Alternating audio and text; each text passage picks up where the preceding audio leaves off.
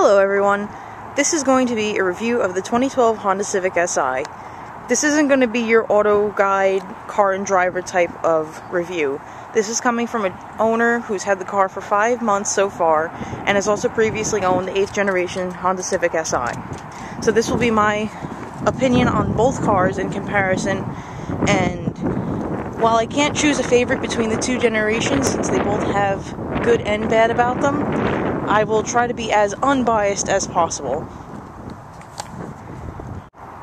First thing I'd like to mention is how much I love the HFP kit on the 9th gen rather than the 8th. The 8th was one giant piece that went around the whole front and back bumpers, and with the back bumper you actually had to cut into the bumper to get that to fit. With the 9th gen, they realized that they made a mistake in having to make it so difficult for people to install it on their own, that it's now individual pieces for each side of the bumper. For example, right here by the fog light,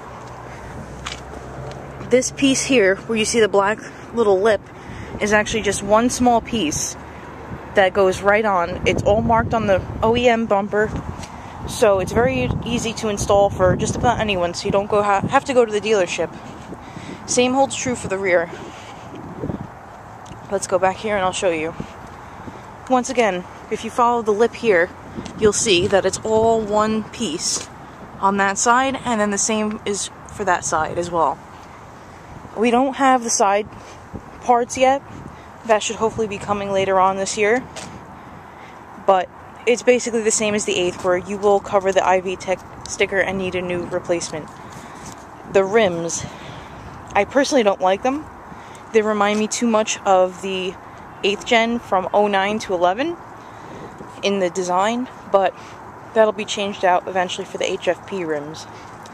The drop, or lack thereof, a little too high for stock. They said it would be lower than the 8th gen, but it's actually not. It's higher. That I was disappointed with, but once again, that can be remedied on its own. Let's take you inside. Now, the interior of the 9th gen varies pretty greatly in comparison to the 8th. See this little window here? This would be standard in a sedan 8th gen, but is now standard in both the coupe and sedan versions, which is very nice to have. It helps eliminate some of the blind spot caused by the A-pillar in the 8th gen. The dash is a very similar setup. You have the speedometer up here and the tach down there. Let me get the keys out and I will turn it on for you.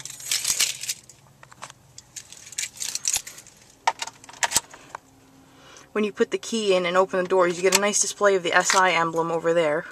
But since I already had the door open, it's not going to show up. You have your standard tach there. All of your lovely little, lights for the dash that hopefully never ever come on. This little thing here helps you adjust the brightness. You can see there on the iMid display. And that's another thing I should mention about the 9th gen. It has a nice option for this iMid display. Let me zoom in here. You can choose to have custom backgrounds, which I will show you in a moment. There we go. This one doesn't come stock, but it is pretty funny. I'll leave it there so you guys can try and read it. It's pretty funny. Okay.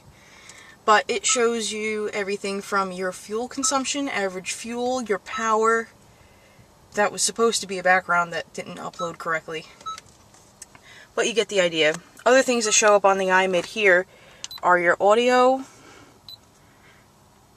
and the phone has been connected. That's the Bluetooth connecting. It's pretty nice.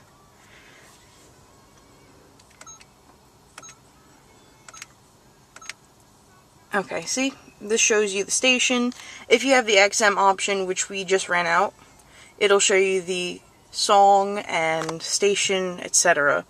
You also have the display here, which you can choose to turn off, or you can switch it to the map. The function for the GPS is actually pretty nice, although I will say that using the Bluetooth to make a call is very, very drawn out. In comparison to other cars that I've driven with the function, there's just so many commands that you need to make in order to make a simple phone call. That I really don't like, but, there's going to be things about the car that you're going to like and things that you're not going to like. Pretty much all the pillars are the same. You have your lights here, your washers here. The pedals are actually very similar to the 8th gen.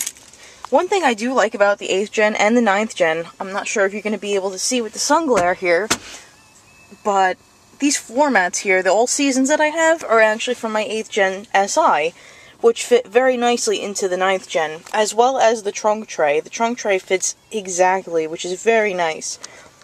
Some of the features that I don't like about the interior is the lack of compartment here that was previously in the 8th gen. And also, I do not like how there's no cover here, because a lot of dirt and dust will get in there and get trapped. They moved the e-brake back a little bit so your knee isn't hitting it, because it was previously here on the 8th gen, which is nice.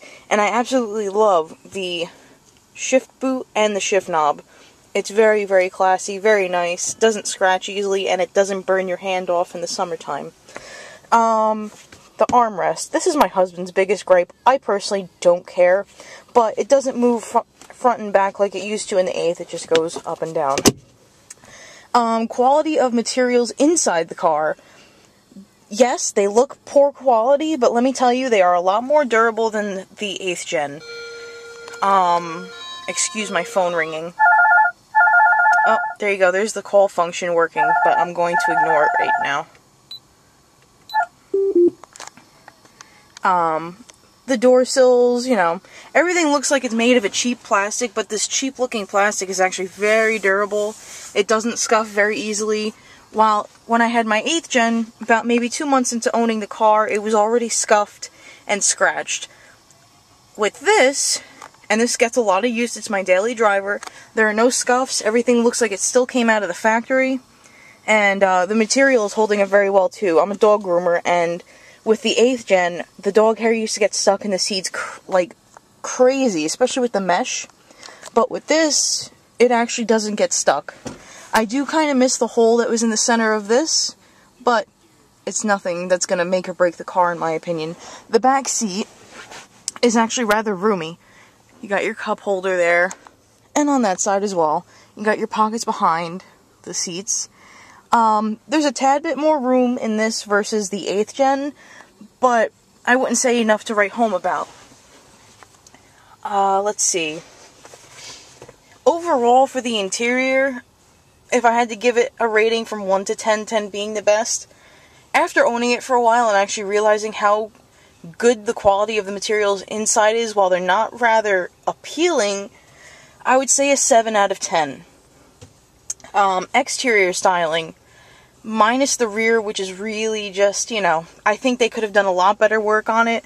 I would give it maybe, once again, a 7, well, more like an 8 out of 10. Let's see. Oh, also, another thing that we switched over for my 8th gen was my 6K HIDs.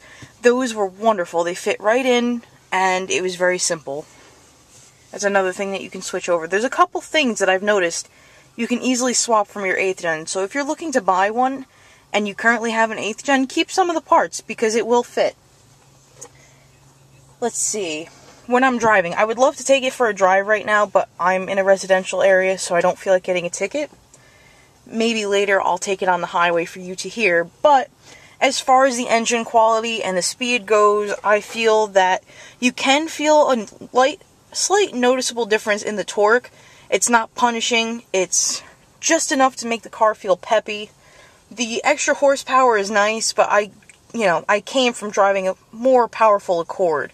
So from switching from the Accord to the SI, it was kind of not noticeable.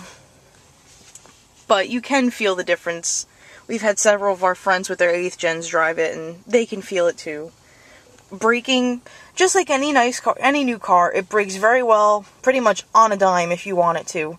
I'm not saying that it's Ferrari brakes, but, you know, for a little Honda Civic, it definitely does its job. And where I live, people stop on a dime constantly with no warning, and this car performs very well. I know a lot of people have this huge issue with the red line. Yes, it only redlines to 7 rather than 8. It's a K24. What do you expect? It's typical of the engine. And how many people, honestly, are going to be drag racing this car on a daily basis? Honda makes this car for people to drive on a daily basis. It's up to the owner to modify it for racing.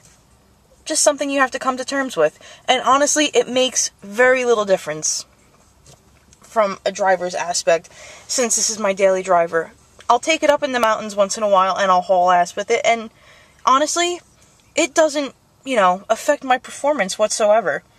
It's still a very nice, very fun ride. Now, I'm not saying that I'm going to go around racing Subis and, Evos and things of that sort, because that's just a completely different class of car, and they're both actually very, very good cars. But for what it is, I think the Honda Civic, the 2012, lives up to its expectations. Maybe not in the styling sense, because people expected a lot more of a drastic change, but overall, the car actually is a very good car, and definitely worth the money. I'm trying to see if I forgot anything. Oh, yes. Handling and steering. Suspension, in comparison to the 8th generation, is very similar.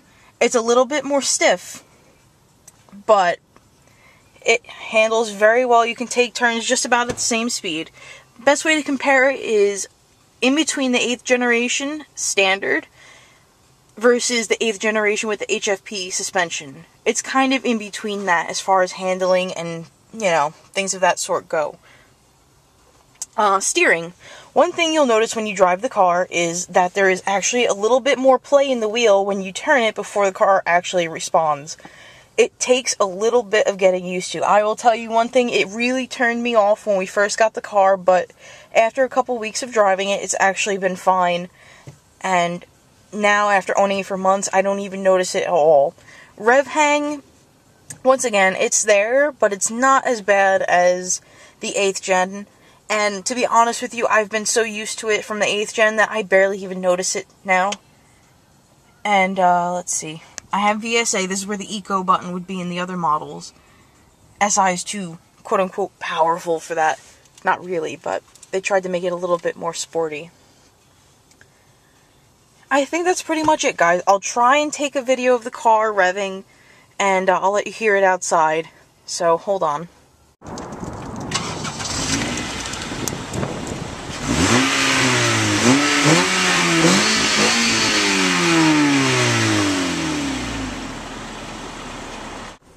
One thing I forgot to mention that's new on the 9th gen in the interior is this IV Tech meter. Basically, it just tells you what stages of IV Tech you're going through and gives you a little red light when you need to shift near red line. That's pretty much it. I mean, everything is pretty standard in here. You can change your kilometers to miles per hour and vice versa there. So, I'll open up the hood and let you take a look in that. Please excuse the filth. The weather hasn't been too kind over here lately. But this is the engine. This is your K24 2.4 liter dual overhead, as you can see right there. Very similar, definitely not the same engine as the 8th gen, but similar in terms of there being absolutely no room to squeeze your hands into work and add anything. So far there aren't really any parts out for the 9th Civic to modify. But I'm sure with the SEMA show that things will come out and you'll see turbo kits, intakes, etc.